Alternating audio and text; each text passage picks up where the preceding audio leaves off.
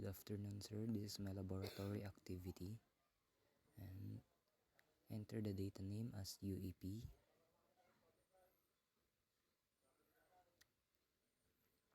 And click the right button.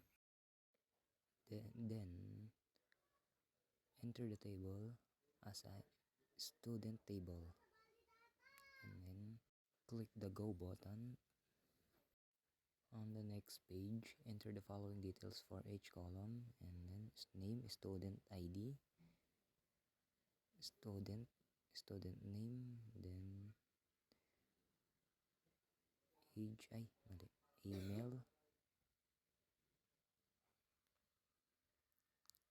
email, then age, then dapat naka-primary key siya.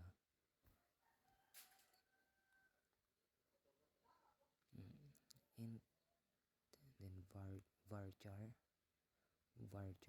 then the light values, lagyan na lang natin siya ng 11, 100, 111.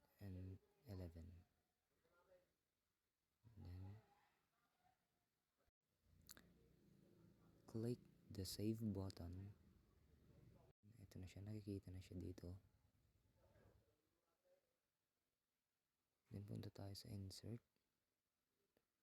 and fill the end of. Lagay ako dito ng student ID 20, Christian Ventura, for example.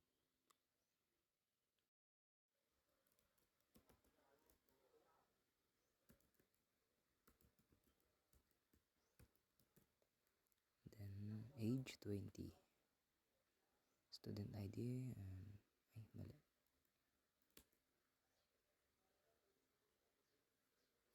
One, two, three, four. Okay. Dun sa mali. Papalitan lang natin tong 20 ng 1, 1, 2, 3, 4, and then 4, 3, 2, 1.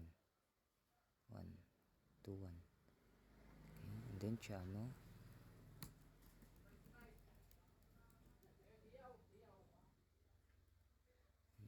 Channel gmail.com.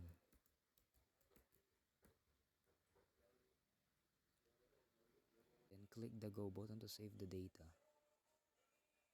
Okay, and then click on the browse, tap at the top, punta tayo sa browse. Then ito na, nakasave na